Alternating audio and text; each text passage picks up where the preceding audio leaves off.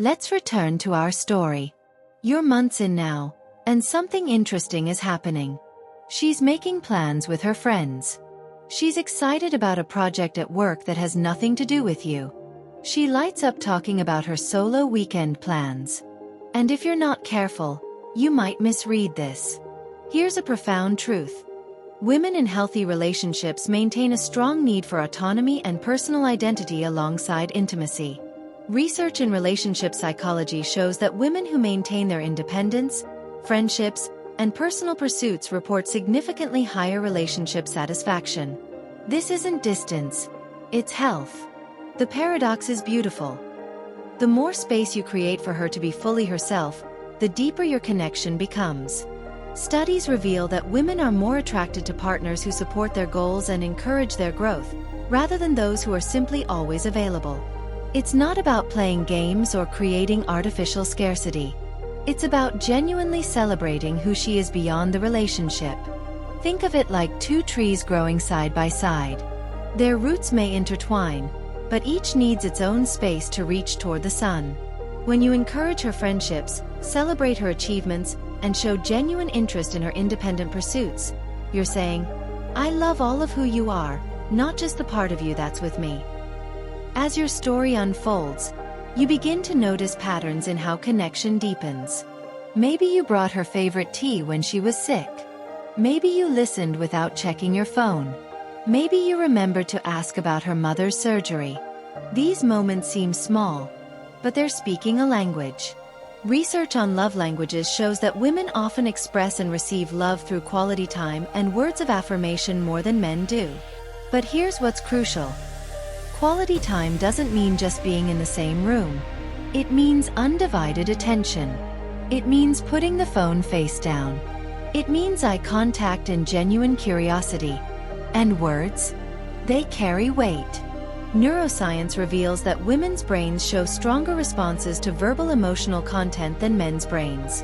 When you say, "I'm proud of you," or "I notice how hard you're working," or "that thing you said yesterday really made me think," these words don't just bounce off. They land. They're remembered.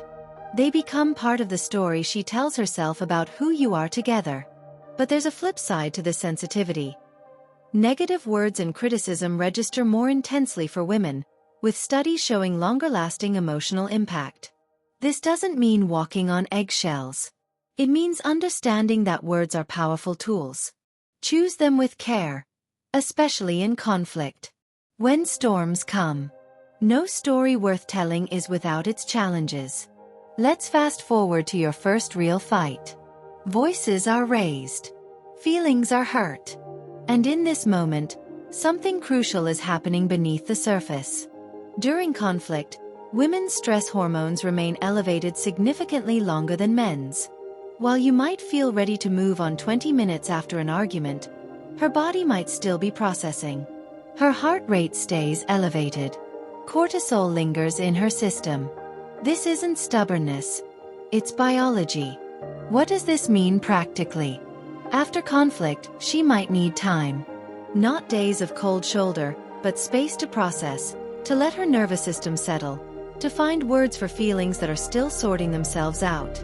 Research shows that women often need to verbally process emotions before reaching resolution, while men may prefer to resolve first and discuss later. Here's where patience becomes love in action. When you say, "I'm here when you're ready to talk," instead of, "Why can't you just let it go?" you're honoring her process. You're creating safety even in disagreement. And here's something beautiful. Couples where both partners feel heard during conflict report significantly higher relationship satisfaction, with this effect being even stronger for women. It's not about winning the argument. It's about both people feeling understood, even when you disagree. The invisible load. Let's shift our perspective for a moment. Your relationship is thriving, but you notice something. She seems overwhelmed, even when life seems calm on the surface. She's thinking about birthday gifts in July. She's worried about whether there's milk for tomorrow's breakfast. She's mentally tracking social obligations, household needs, emotional check-ins with friends and family. Welcome to what researchers call the mental load. Studies show that women typically carry a disproportionate share of cognitive and emotional labor in relationships. The invisible work of remembering, planning, and managing household and social needs. This isn't about capability. It's about cultural conditioning and patterns we often don't even notice. You might think you're splitting tasks 50-50. You do the dishes, she does the laundry. But who remembers that your mother's birthday is coming up?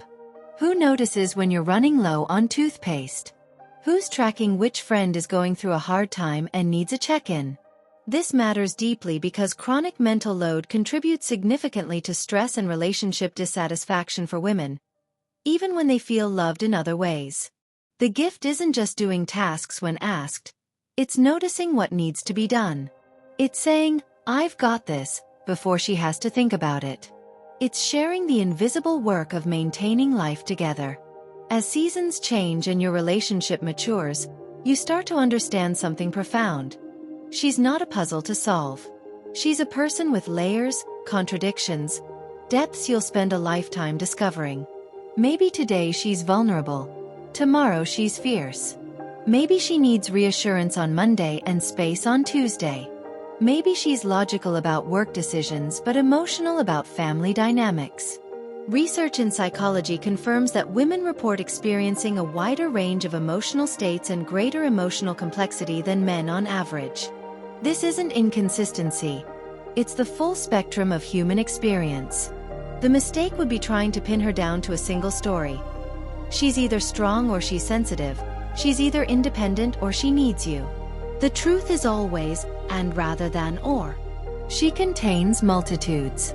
When you can hold space for all of these versions of her, when you don't need her to be simple or predictable, that's when real intimacy happens. That's when she can breathe fully in your presence. The next chapter. We've journeyed together through the deepening phases of connection.